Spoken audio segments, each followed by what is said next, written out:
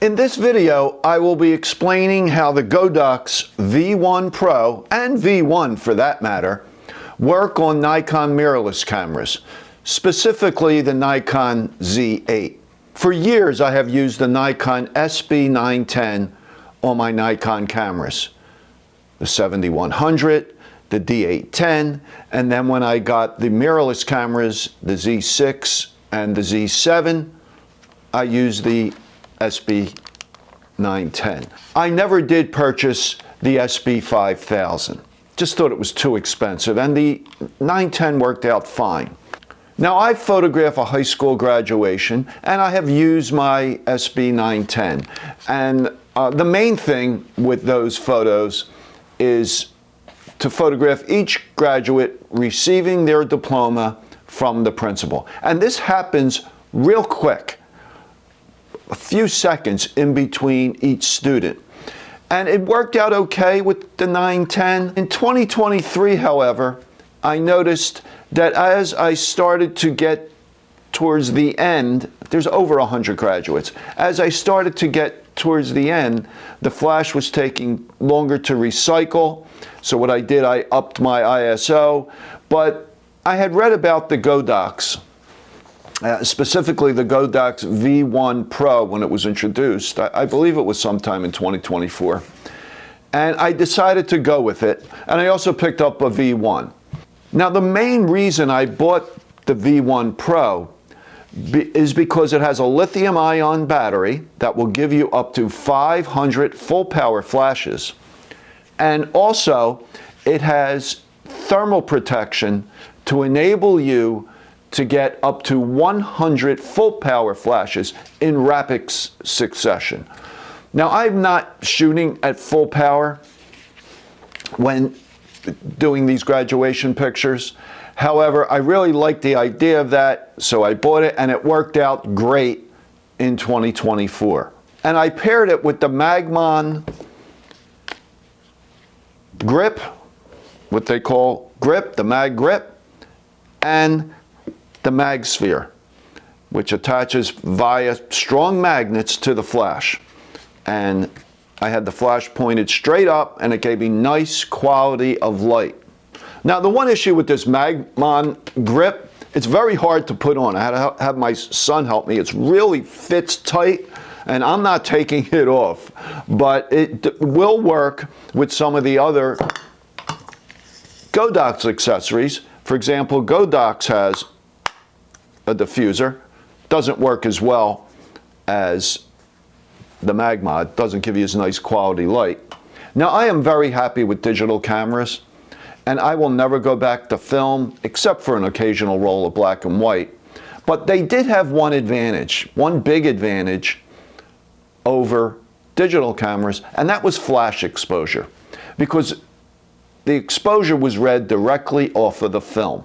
Of course, there's no film in digital cameras, and they use a pre-flash to determine exposure, flash exposure, and it does not work as well as the exposures did with film. Now with Nikon digital cameras, if you have matrix metering set or center weighted metering, what happens is that automatically sets TTL-BL, and the BL stands for balanced fill flash. So the camera and the flash combination are trying to balance the flash with the ambient light. If you set spot metering on the camera, it defaults to standard TTL flash, which I prefer. Now you could also set that on the SB910. Just press the mode button until that BL disappears.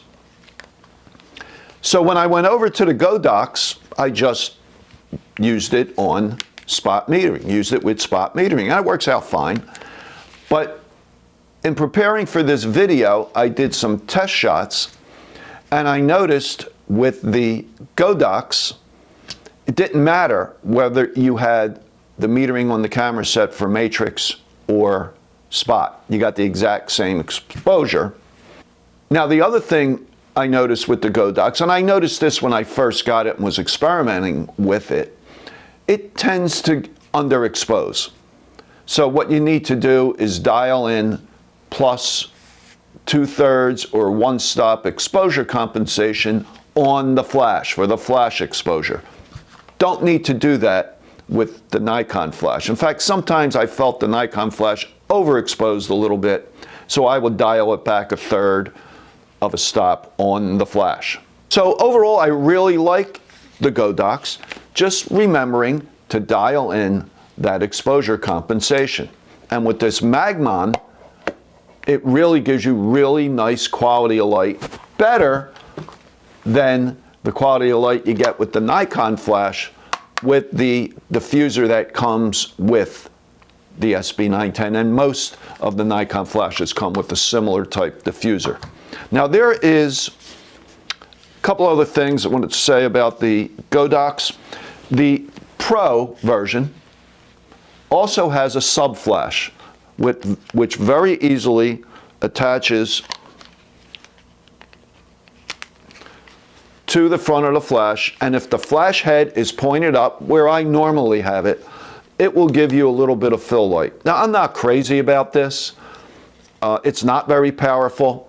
It would only work if you're really close to your subject, and I don't like direct flash, although it will put a little catch light in the subject's eyes if you're bouncing, let's say, off of a ceiling. You will get a bit of a catch light if you're using the Magmon. Now there is an accessory kit you could purchase for the Godox. It sells for around $60. It comes with a whole bunch of goodies. A diffuser, and the Godox flash does have a magnet system in the flash head, so these just pop right on. You also have a set of barn doors.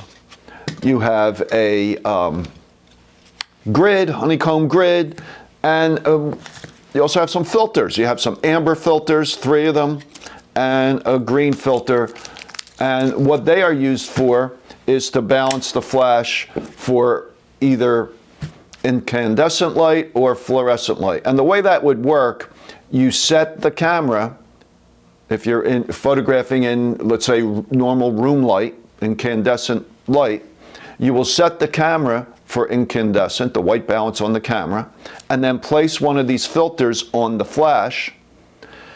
And what's supposed to happen is it balances everything. There's also a bounce card and a few other goodies that come along with this accessory kit.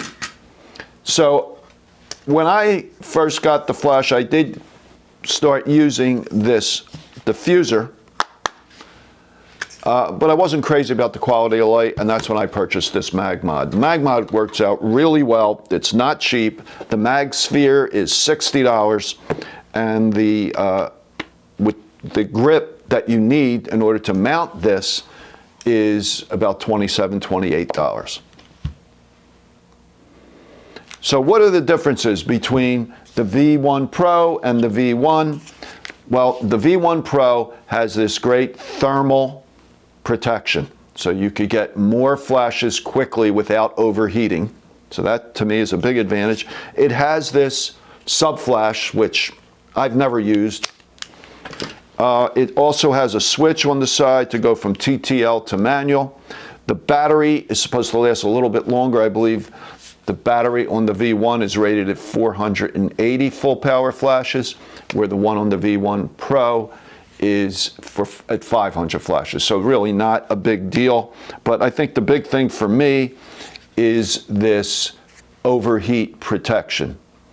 And it is a little bit bigger and a little heavier and a little more top heavy. And you will notice that a little bit when it's mounted on your camera. Now, I don't use as much flash as I used to. Years ago, I did weddings, shooting film, and then digital, and did a lot more events. Ever since COVID, the number of events have dwindled, but I still do some. I do the graduation, as I said. I do some graduations of hospitals, of their residents, and a few other events, the Heart Walk, and so forth. And I use flash for those events, the indoor events especially, but even some of the outdoor events I will use flash for some fill. Okay, let me show you how I set the camera and the flash for flash photography. First of all, I'm demonstrating this on the Z6. The Z8 is filming me right now. Okay, normally I would be using my 24 to 72.8. This is for event photography on the Z8, and I would have the Z6 with the 70 to 200.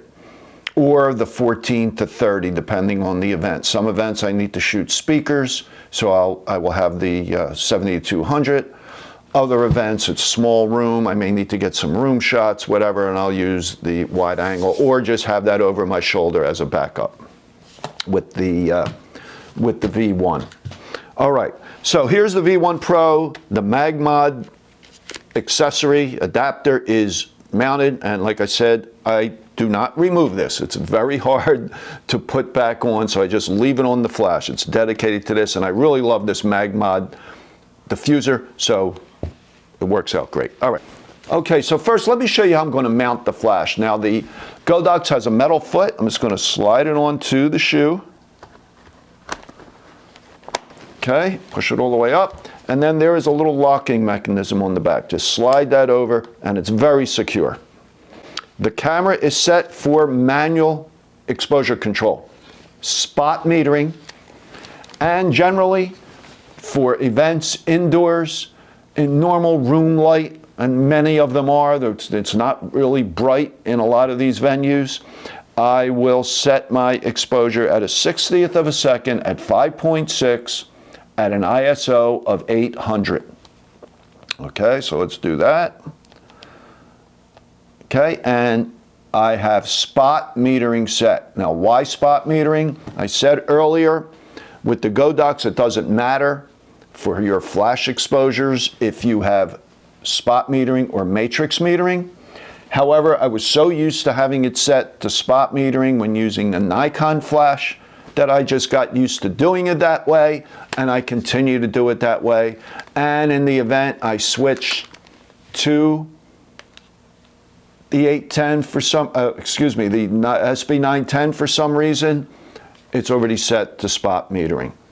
I don't like surprises. I like to be consistent in what I do. I guess that goes back to my years as a wedding photographer, having lots of backup equipment and knowing exactly what I'm doing in every situation.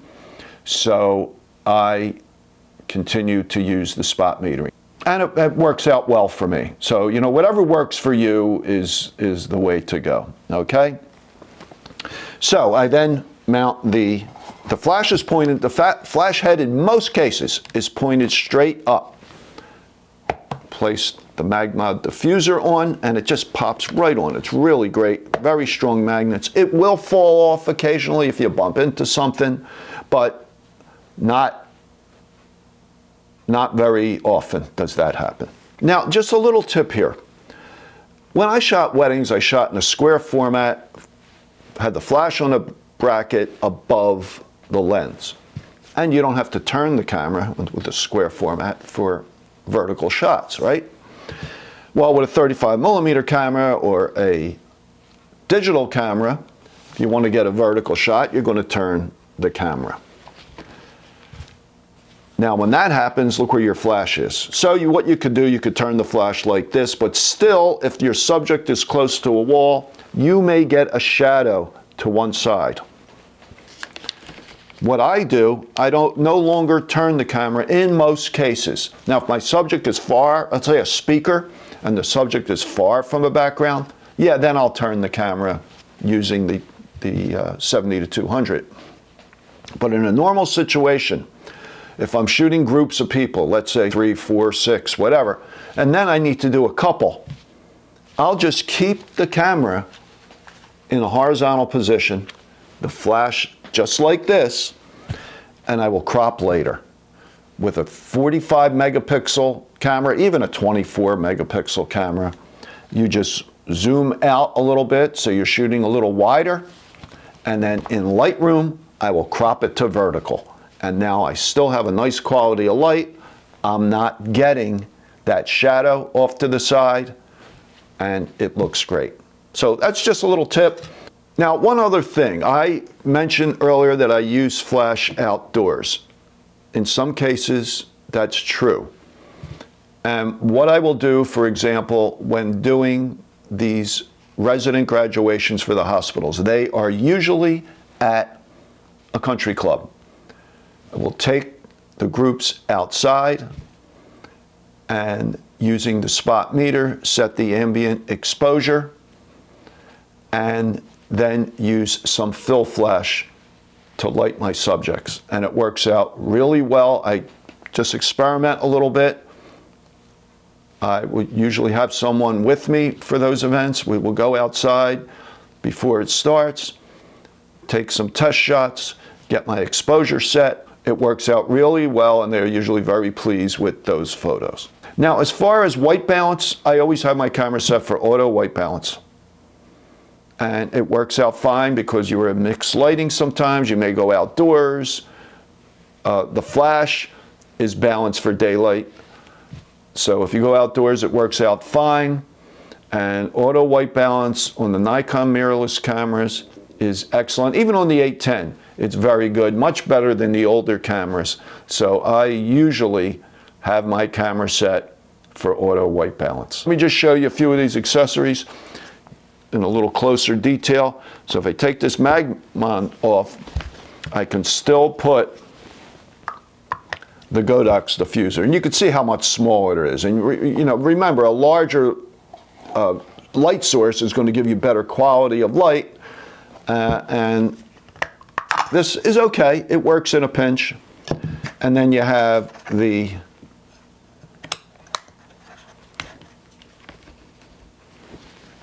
card here.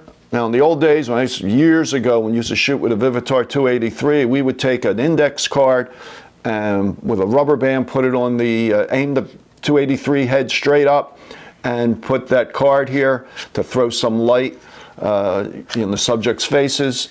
This also has a snoot that needs an adapter to attach. It has barn doors, which I've never used. I've used barn doors on studio flash, but never on a portable flash.